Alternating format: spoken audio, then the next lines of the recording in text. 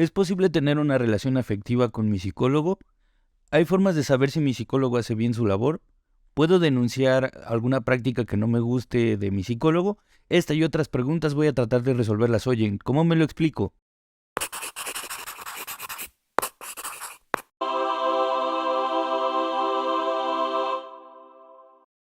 Bienvenidos a Cómo me lo explico, un espacio en donde voy a resolver todas las preguntas que siempre quisiste hacerle a un psicólogo, pero nunca supiste a quién preguntarle. Y hoy vamos a hablar de un tema que es poco discutido, que yo he visto que hay un chorro de canales que hablan de psicología, que hablan de la mente, que hablan de los trastornos, pero hay algo que no se habla demasiado y creo que es importante que empecemos a conversar al respecto, que es el código ético del psicólogo.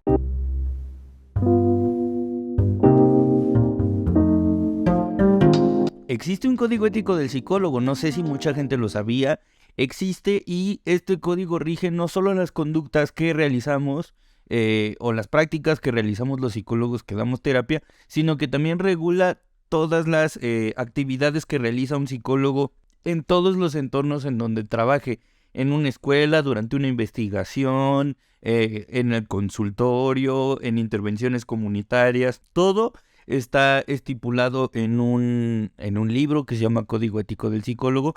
Vaya, esto parece un trabajo para la vieja confiable.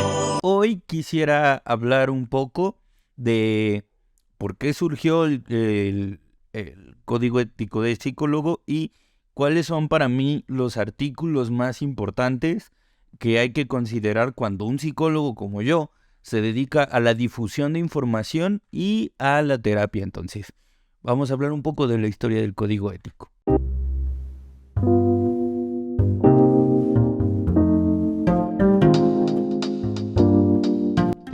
El código ético del psicólogo surgió porque hay algo que se llama intrusión profesional. ¿Qué significa? No entiendo.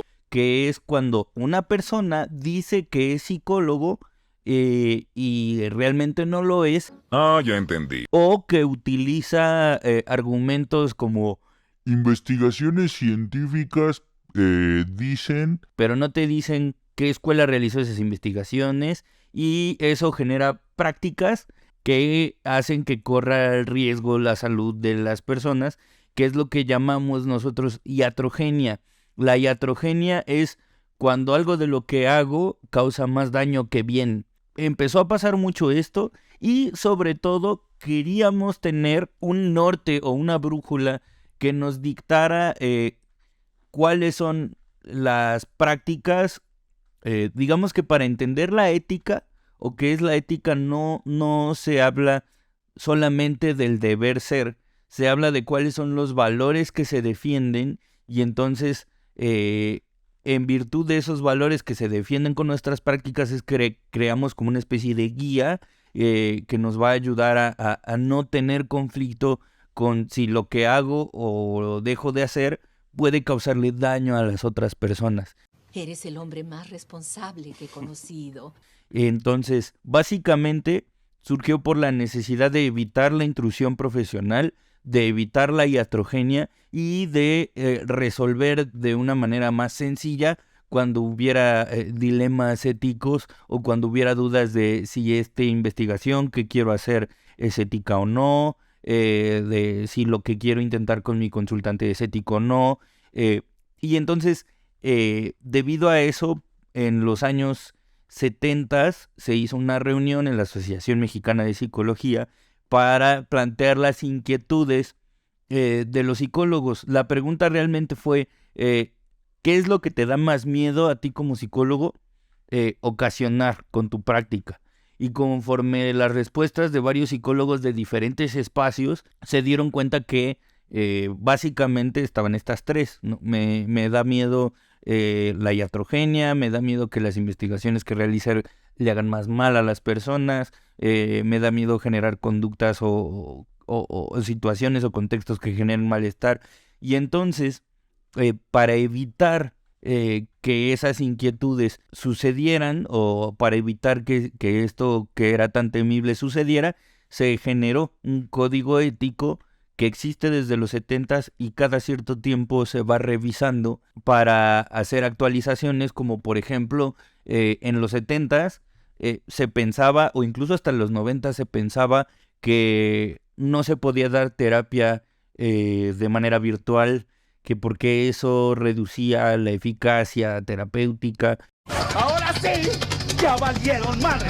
Y en los años siguientes vimos que fue una necesidad social que cada vez iba más en aumento, y entonces hubo que hacer una reunión para definir si era importante o no que las sesiones de terapia fueran presenciales o no. Psicólogos de diferentes corrientes y de diferentes espacios dialogaron y concluyeron que el código ético podía extenderse a las sesiones virtuales también. Entonces pongo este ejemplo para que vean que el código ético del psicólogo ha existido desde los 70s, pero que se va actualizando dependiendo de las necesidades que vayan surgiendo con la sociedad, porque como hemos visto en otros capítulos de Cómo me lo explico, la psicología es algo muy complejo y es demasiado difícil abarcar toda la experiencia humana. Entonces, más que pensar en un deber ser o no, el código ético sirve como una guía que nos va indicando o que nos puede dar señales para dónde ir o para dónde no ir. Y con respecto a eso, quisiera hablar ahora de los valores básicos que debe seguir una psicóloga o un psicólogo para su práctica profesional, independientemente de lo que se dedique. Entonces, hablemos de los valores del código ético.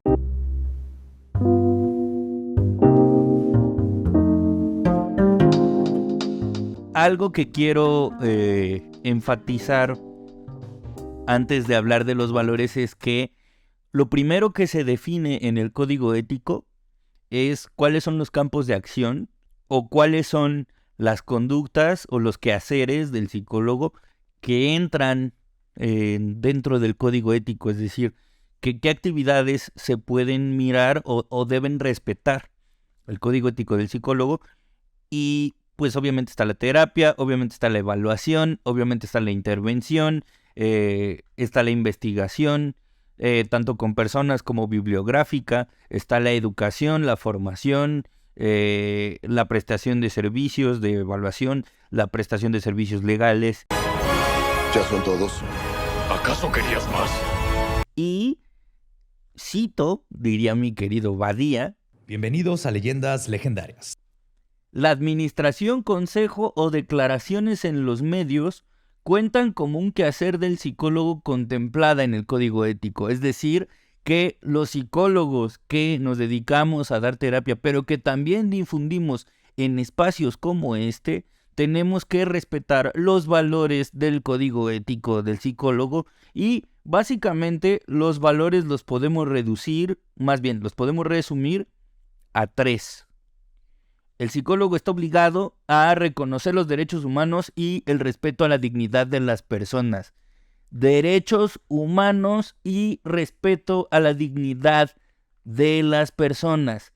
¿Por qué hago este énfasis tan marcado? ¿Por qué?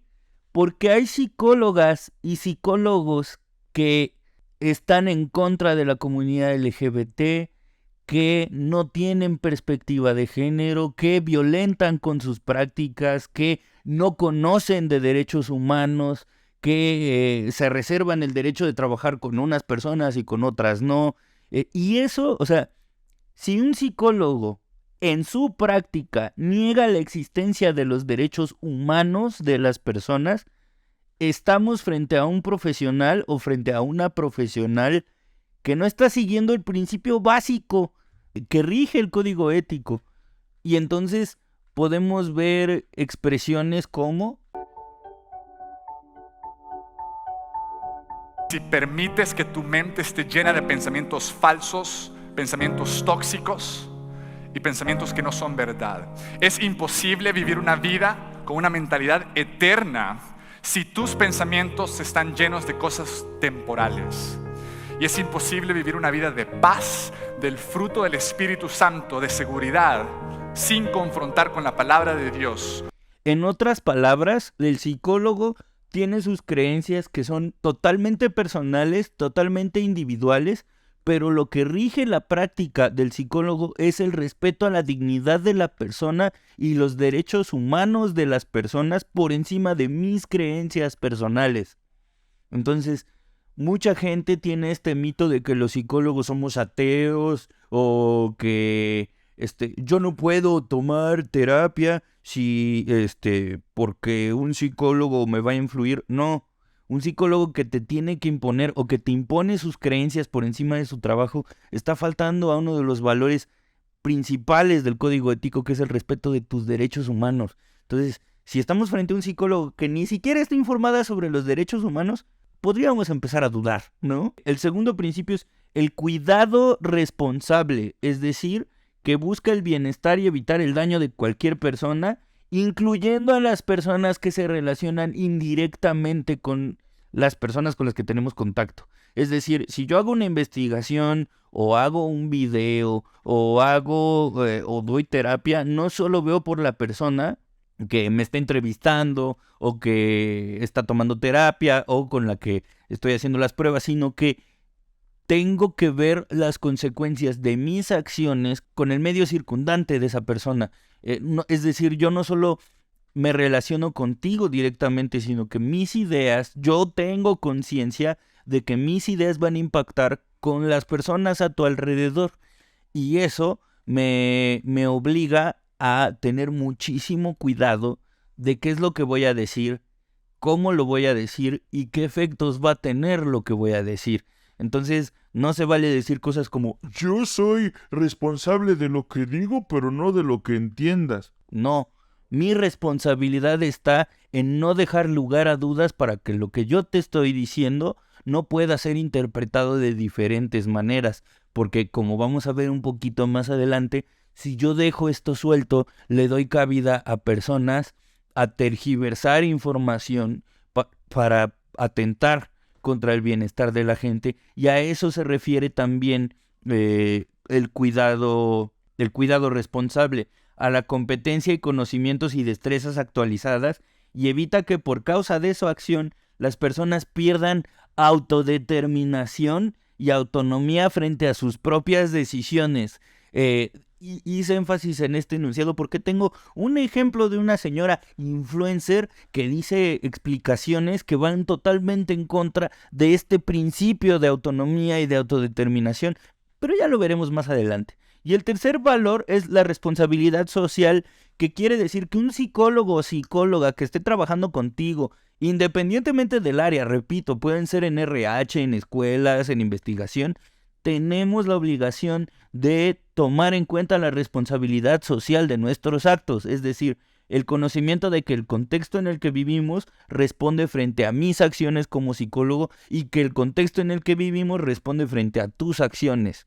Por ejemplo, si una mujer llega a mi consultorio diciendo que tiene un ataque de ansiedad y yo solo digo, pues estás ansiosa, pero ignoro que a mi alrededor hay un contexto que oprime a las mujeres, que hay mucha violencia hacia la mujer, que además lo vivimos todos los días, y yo en lugar de eso estoy endilgando un diagnóstico solo porque sí, estoy faltando a mi responsabilidad social, porque yo debo estar consciente que mi consultante vive en un mundo. Y la culpa no era mía, ni dónde estaba, ni cómo vestía. Y por eso, si uno estudia psicología en México y después se va a vivir a otro lugar del mundo, tiene que tomar una actualización en ese otro lugar del mundo, porque el contexto en el que se va a desarrollar no es el mismo en el que estudió. Y como los psicólogos tenemos la obligación de tener una responsabilidad social y un conocimiento del contexto en el que vivimos, pues no va a ser lo mismo lo que yo pueda decirle a la gente en México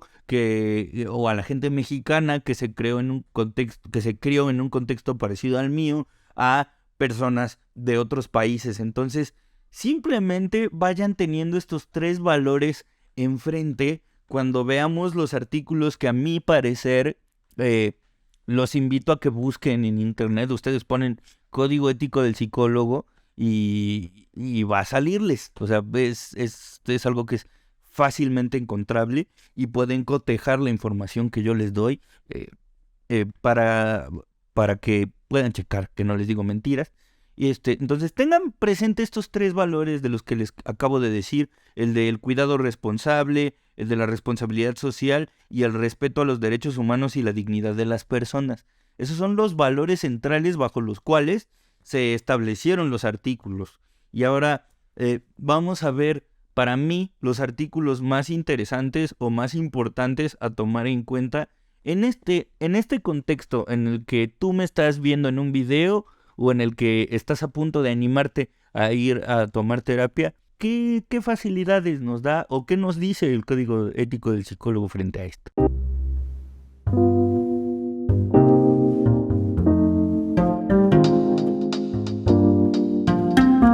Vamos a hablar del artículo 1 y el artículo 3, que hablan básicamente de una sola cosa. O sea, vayan y búsquenlos, pero el resumen de estos 2 artículos es que la práctica debe ser sustentada en teoría, que esa teoría debe ser revisable. O sea, tu terapeuta o tu psicólogo tiene que darte fuentes o datos.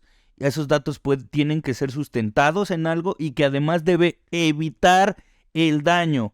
Y si lo utilizamos o lo pegamos con el artículo 7, es todo lo que diga un psicólogo debe estar respaldado por teoría psicológica. ¿Por qué lo digo? Porque de repente vemos videos como este. Si tú llegas y me dices, hola Nila, y yo te hago así, me dolió, tengo una herida. Ajá. ¿Qué me dolió? ¿Mi herida o tu mano? Tu herida.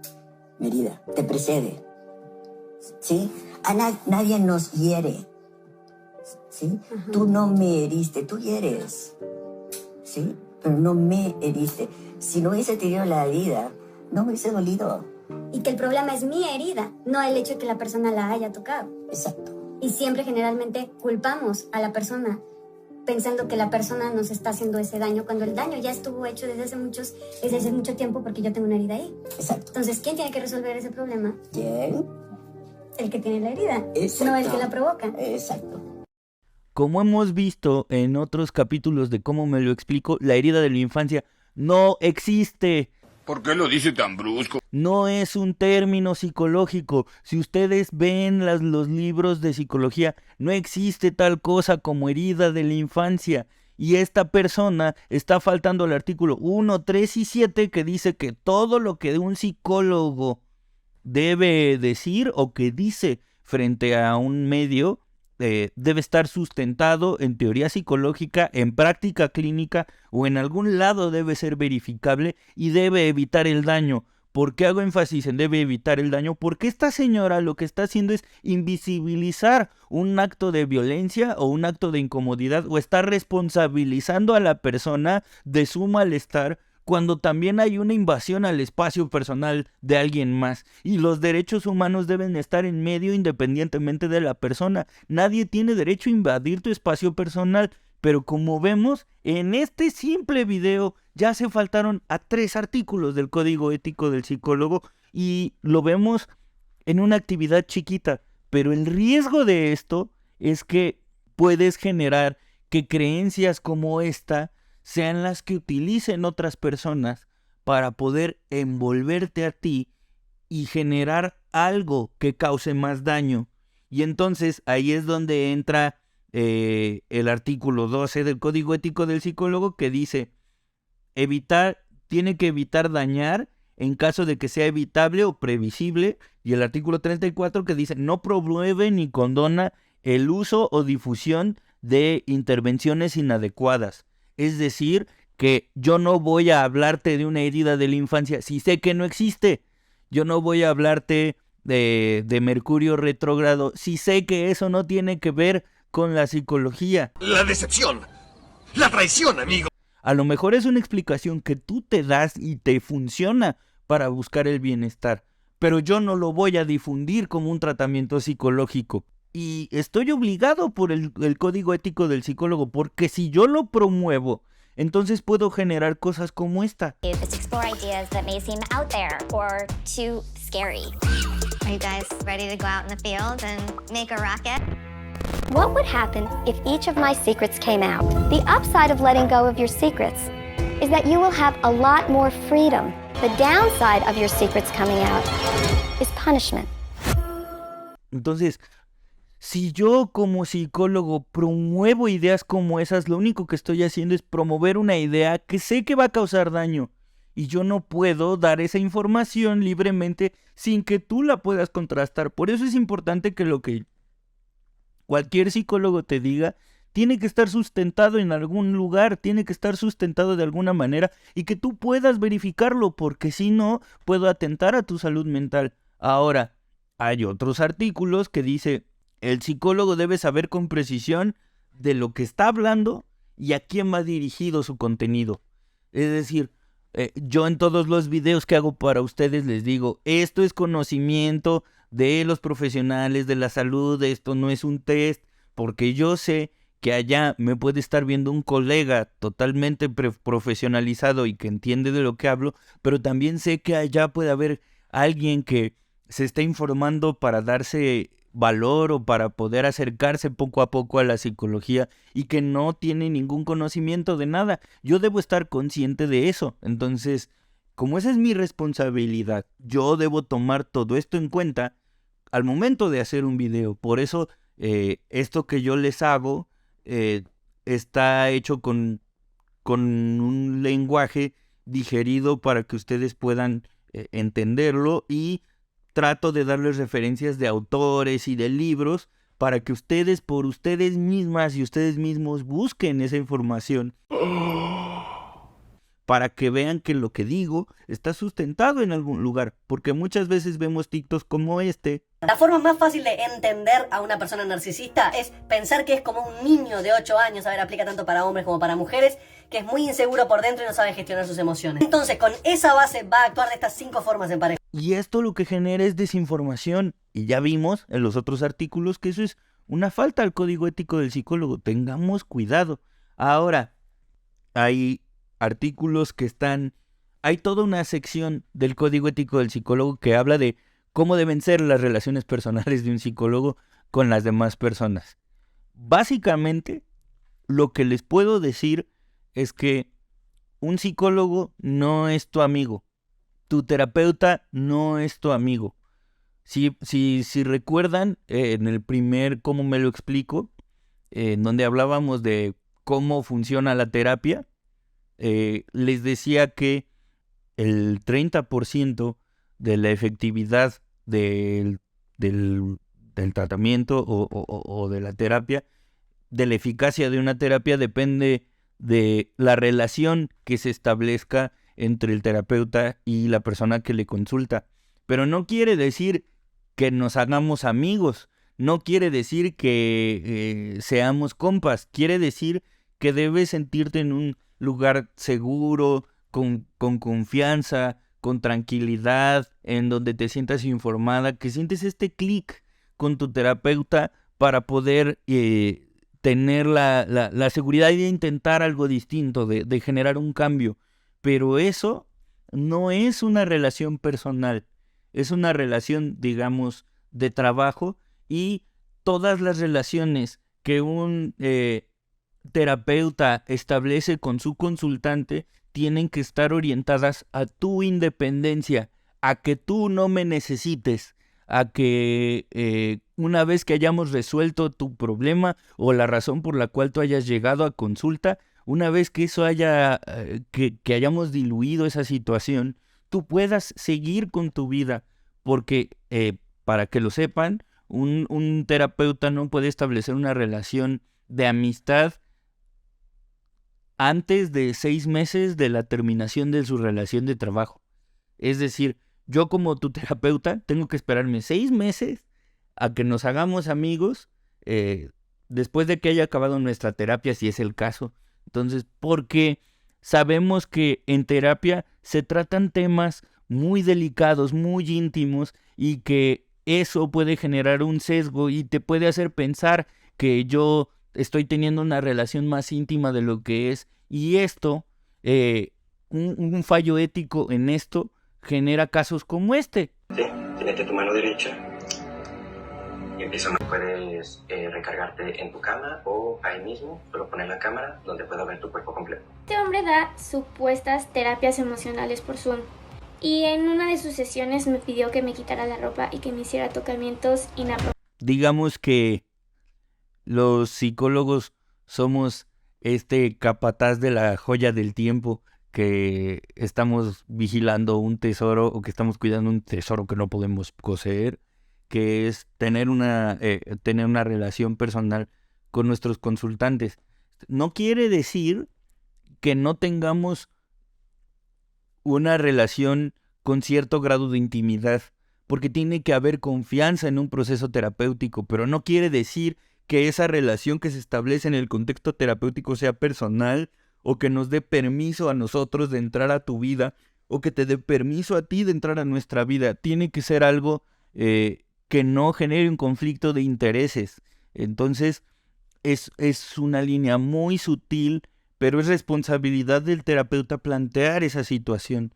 Si tu terapeuta no pone un fin a eso, si un terapeuta ve que ya llevas demasiado tiempo trabajando, a pesar de que el problema inicial ya está resuelto, si el terapeuta o la terapeuta no te dice, bueno, ya acabamos, a lo que sigue, y tú, no te vayas. O sea, pero si el terapeuta no te señala que pues la relación laboral terminó o que ya avanzamos a otro lugar, y eso, pues eso es una falta al código ético del psicólogo, porque los terapeutas estamos obligados a informarte en todo momento la cualidad de la relación terapéutica que estamos teniendo, y sobre todo nosotros no somos los únicos que deciden cuándo empieza y cuándo acaba una relación terapéutica. También tú tienes derecho a decir, ¿sabes qué? No me estoy sintiendo cómoda, no me estoy sintiendo cómodo, o me siento estancado o estancada con este proceso y me gustaría intentar algo distinto o intentar con otro terapeuta. Se vale. La única razón por la que los terapeutas les decimos que por favor lo conversen con el terapeuta no es para que evalúe el terapeuta si ustedes son capaces o no de cambiar de terapeuta. Es para que conversen sobre las razones por las cuales tienes ganas de cambiar de terapeuta, para ver si el terapeuta tiene herramientas que pueden intentar, o si no, que te pueda recomendar a otros colegas. O sea, no es como que si tú te quieres ir, no te puedes ir hasta que el psicólogo o la psicóloga te dé permiso. La razón por la cual les pedimos una sesión para hablar del tema es para que nos informen si hubo algo también en nuestra práctica que a ustedes no les gustó, o que a ustedes no les hizo sentido, o que a ustedes no les sirvió, porque eso también forma parte del código ético del psicólogo, saber, más bien que ustedes sepan que los psicólogos también la vamos a regar, que nuestros terapeutas no tenemos el 100% de las respuestas, y que está en nuestro deber también hacer lo mejor que podamos con nuestro trabajo, pero también reconocer cuando no lo hemos sabido hacer bien. Entonces, esto es, para mí, estos son como los artículos más interesantes o más importantes que quería tocar con ustedes en este video del código ético. Hice este video porque muchas personas han tenido dudas para saber si lo que hacen su psicólogo o su psicóloga está bien, si es normal que pasen tales o cuales cosas. Y yo sobre todo quise hacer este video porque, como vieron en los ejemplos anteriores, hay muchas personas que difunden información errónea, incorrecta, imprecisa, impregnada de sus creencias, que no puede ser verificable, que no está basada en nada, o que promueven ideas que dan pie a cosas que son riesgosas. Y quise hablar del código ético del psicólogo para que ustedes sepan que existe, para que sepan que allá afuera hay algo que ustedes pueden revisar, que están en la libertad de discutirlo con los psicólogos que ustedes conozcan, y que sobre todo sepan que hay un reglamento que se supone que los psicólogos tenemos que seguir, y que ustedes pueden exigir tener una conversación al respecto, y que sobre todo sepan que estas personas que ustedes vieron en el ejemplo, en los ejemplos de este video, pues están incurriendo en una falta, y eso lo quise mostrar para darles herramientas, no para decir no les hagan caso o lo que sea, sino para que duden. para que sepan que allá afuera hay información que ustedes pueden utilizar para hacerse preguntas al respecto de qué tanta confianza puedo tener en una persona que dice esto si el código ético dice esta otra cosa. Entonces, chequen el código ético, búsquenlo por ahí, estén pendientes en el futuro de este canal porque vamos a abrir espacios en donde ustedes podrán hacer preguntas y yo voy a resolverlas y estamos planeando que hagamos estos conversatorios temáticos, pero ya verán en el futuro de este canal que estoy muy emocionado porque vamos a tener muchas novedades. Es un misterio, muy misterioso. Si llegaste hasta aquí en este video, muchísimas gracias. Ya se la saben, comenten, compartan, suscríbanse, denle click en la campanita.